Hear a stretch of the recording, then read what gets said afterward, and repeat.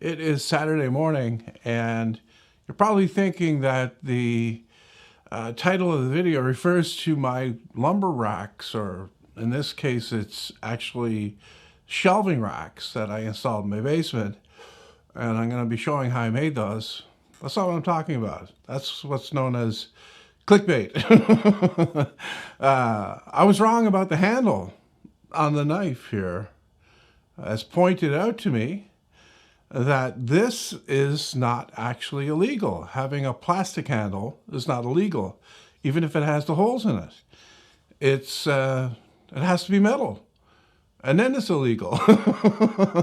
So there you go, right? I didn't have to do it, and I thought it was important to point out my mistake. All right.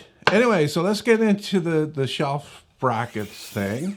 I'm, reorganizing my basement, and I need to have a place to put a lot of stuff. So I've got an area, it's actually the laundry room, that's kind of big, that I'm going to build shelves along one wall, actually L-shaped shelves that go on one wall and around the corner on the other wall. And they're not going to be holding a ton of weight, so I don't have to make them super duper strong.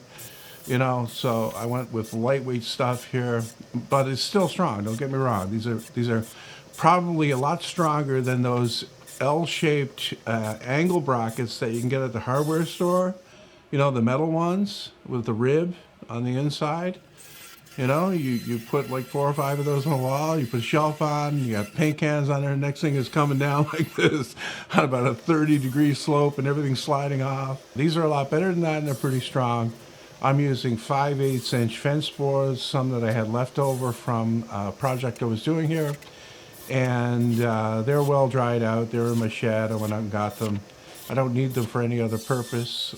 They're cedar, which is not a perfect material for this. But at this point, they're in the free material category. So that kind of makes up for that. Just going to break in here for a second and tell you about the Makers Mob Black Friday and Cyber Monday sale, where you can join myself, Jimmy DiResta, the Samurai Carpenter, Neil Paskin, Frank Howarth, and John Peters, and have access to more than 80 woodworking projects and plans. You can click the link in the description below if you want to get in on this biggest Makers Mob sale of the year. You'll want to act fast because it ends on Monday at midnight. Anyway, so the idea is to cut a strip of 1/2-inch plywood. I'm making these around 2 1/4 inches wide. Like I said, these are light duty shelves. They're not holding up a lot of weight. And the brackets that I made are tapered up towards the front. That's kind of arbitrary. There's no measurements involved. You want good surface contact at the back, though, where they meet the bracket or where they meet the plywood on the back, so that you have a lot of glue surface there. Because that's a key part of this design, is the glue. And you have to use polyurethane construction adhesive for strength, okay?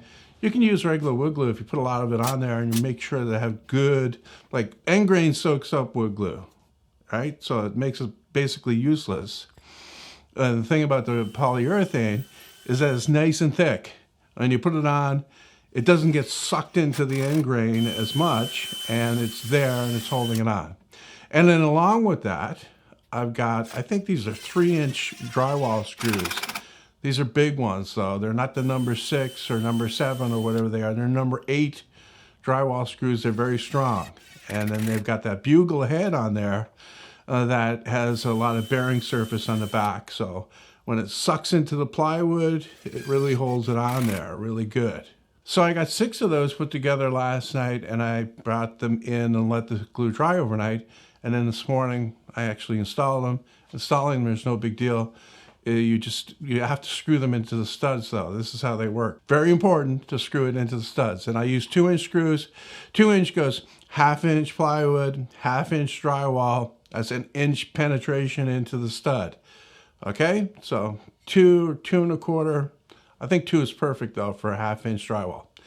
So yeah, I just line it up, level them, plumb them up, screw them in. I put 3 screws in each one. If I find that, starting to pull away, like bow away because of the weight, which I really seriously doubt, I can always put more screws in. And another way to add a lot of strength is run a bead of construction adhesive down the back of that before you put it up. But then that's a really permanent installation, and you're going to tear up the drywall if you try to take it off. This way, if I need to move these, there's just going to be like 3 holes per bracket that I have to patch, which wouldn't be bad, right? And, you know, they're going to hold a lot of weight, right? There's nothing, I can't give people numbers here on this, right? If you're looking for numbers, I can't give you the numbers. I'm not, you know, the test lab. I haven't conducted extensive tests, but I've built several of these, and I've put a lot of weight on them, and I know that they're reliable. And if you really want to up the strength, you make a 3/4 inch plywood on the back, like the strip, and you widen out the material for the brackets to 1.5 inches, you know, standard 2x material, and glue that on, put a couple of screws in the back, maybe 3, and wow, you're going to hold up a lot of weight, right? Especially when you got them spread, right? That's another key thing. It's not the weight capacity of the individual bracket that's really important.